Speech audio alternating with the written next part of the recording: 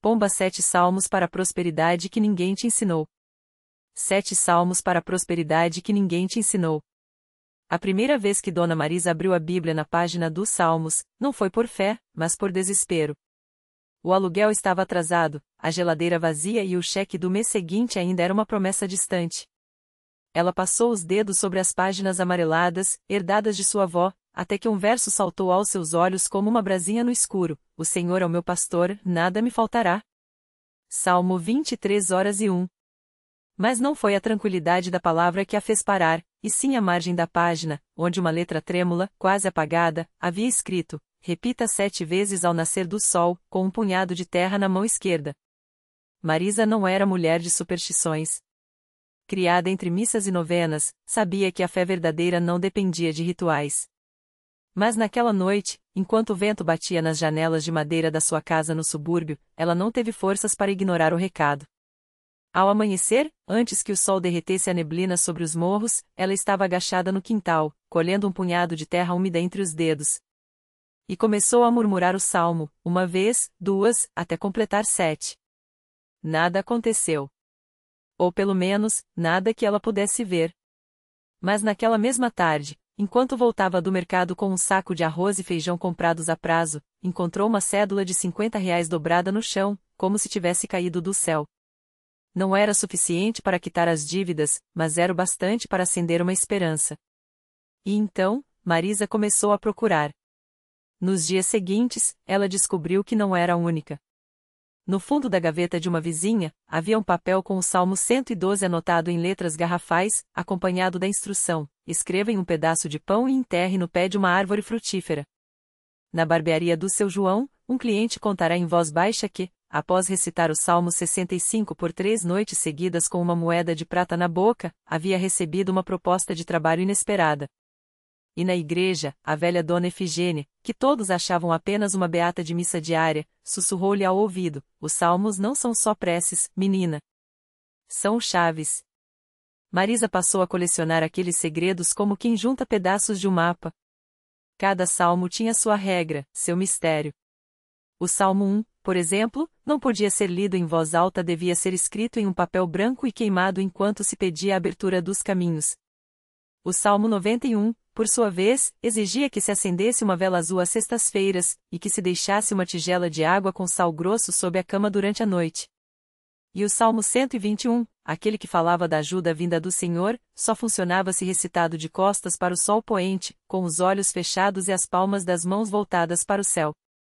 Mas havia um detalhe que ninguém lhe contará: os salmos não davam nada de graça. Eles cobravam. Não em dinheiro, não em sacrifícios grandiosos, mas em pequenas trocas, quase imperceptíveis.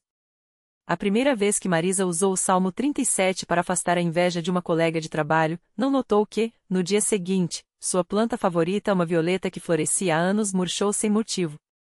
Quando recitou o Salmo 118 para passar em uma entrevista, não percebeu que, na mesma hora, o relógio de parede da sala parou, como se o tempo tivesse sido roubado de algum lugar. E quando, finalmente, usou o Salmo 23 para conseguir o dinheiro do aluguel, não viu que, na calçada, um passarinho caiu morto sem nenhum predador à vista. Foi só quando o padre da paróquia a chamou para uma conversa que Marisa começou a desconfiar. Ele não falou dos salmos, não mencionou os rituais. Apenas perguntou, com uma calma que a deixou arrepiada: você tem notado como as coisas ao seu redor estão secando? Ela não entrou em pânico. Não naquele momento. Mas naquela noite, enquanto passava os dedos sobre as páginas da Bíblia, percebeu algo que não havia visto antes. Entre os Salmos 72 e 73, quase imperceptível, havia uma marca de dedo sujo de terra. E abaixo dela, escrito com uma tinta tão clara que só aparecia quando a luz batia certo, uma frase: o que se tira, deve ser devolvido. Marisa fechou o livro com um estremecimento. Do lado de fora, o vento uivava como um aviso. Ela olhou para as mãos ainda com resquícios de terra debaixo das unhas, andou até a cozinha, pegou o saleiro e uma vela. Não era superstição. Não era desespero. Era uma dívida. E ela sabia, agora, que os salmos não eram só para pedir. Eles também eram para pagar. A terra sob os pés de Marisa parecia mais leve naquela manhã, como se algo tivesse sido sugado dela durante a noite. Ela acendeu a vela com um fósforo que chiou demoradamente, como se relutasse em cumprir seu ofício. A chama tremeluziu, baixa e amarela, enquanto ela derramava uma linha fina de sal sobre o fogão frio, traçando um círculo que não se fechava. Um portal não é uma prisão, pensou, repetindo as palavras que ouvira uma vez, em voz baixa, de uma mulher que vendia ervas no mercado e tinha olhos demasiado claros para aquele sol.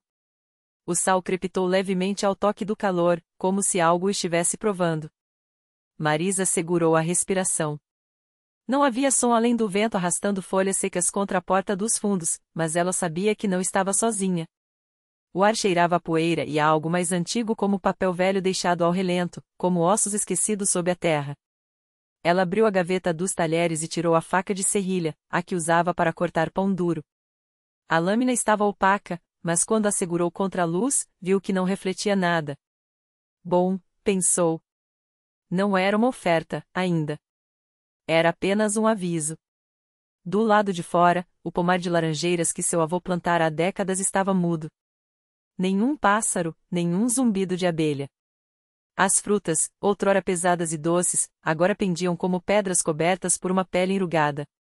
Marisa passou os dedos sobre uma casca e sentiu a desmanchar-se em pó entre seus dedos. O que se tira, repetiu mentalmente, enquanto a terra aderia à sua pele como cinza.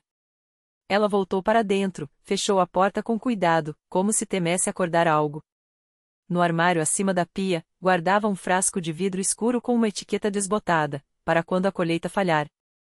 Dentro, uma mistura de sementes secas, unhas de ferro e um pedaço de osso tão pequeno que poderia ser de um pássaro ou de uma criança. Sua mãe o deixará para ela, junto com um bilhete, não pergunte de onde veio. Só use se não houver outra escolha. Marisa destampou o frasco. O cheiro que escapou era de coisa podre e coisa que nunca apodreceria. Ela derramou metade do conteúdo no círculo de sal, observando enquanto os grãos se moviam sozinhos, como se fossem arrastados por uma corrente invisível. A vela apagou-se com um chiado úmido. Silêncio. Então, um som de arranhar na parede atrás dela. Devagar, como unhas crescendo contra a madeira. Marisa não se virou. Sabia que não era mais uma questão de fé, mas de negociação. Eu sei o que devo, disse, e sua voz não tremia. Mas não é só meu. O arranhar parou. O ar ficou mais denso, como se alguém tivesse exalado bem próximo ao seu pescoço. Ela sentiu o peso de um olhar que não vinha de nenhum lugar que seus olhos pudessem alcançar. Você comeu do pomar, sussurrou uma voz que não era voz, mas o som de raízes se rompendo. Você enterrou o que não era seu. Você colheu o que não plantou. Marisa engoliu em seco. Lembrou-se do dia em que, aos 12 anos, enterrou a boneca de pano da irmã mais nova no quintal, depois que a menina morrera de febre. Lembrou-se das laranjas que roubara do vizinho quando a fome apertou. Lembrou-se do homem que encontrara caído na estrada, com a bolsa cheia de moedas, e como ela não chamara ninguém. Eu sei, repetiu. Mas não é só meu. Ela pegou a faca e cortou a palma da mão esquerda. O sangue caiu no círculo, escuro e espesso, e onde tocava o sal, este se transformava em uma crosta negra. O arranhar voltou, mais rápido agora, como se algo estivesse subindo pelas paredes. A terra está faminta, disse a voz. E você é parte dela. Marisa não respondeu. Em vez disso, pegou o frasco e derramou o resto sobre a ferida. O osso, as sementes, o ferro tudo grudou em sua pele como uma segunda crosta. Ela sentiu o chão tremer levemente, como se algo muito grande estivesse se virando em seu sono. Quando olhou para baixo, viu brotos finos e pálidos surgindo entre as tábuas do assoalho, enroscando-se em seus tornozelos. Não doíam. Apenas apertavam, como abraços. Do lado de fora, o vento parou. E então, um por um, os galhos das laranjeiras começaram a se sacudir, não pelo vento, mas por algo que os puxava de baixo. Frutas novas caíram no chão com um som surdo, intactas, pesadas, o cheiro doce e ácido enchendo o ar como uma promessa. Marisa fechou os olhos. Sabia que, quando os abrisse, sua mão estaria cicatrizada. E que, sob a terra, algo teria sido alimentado. Mas também sabia que, da próxima vez, o preço seria maior.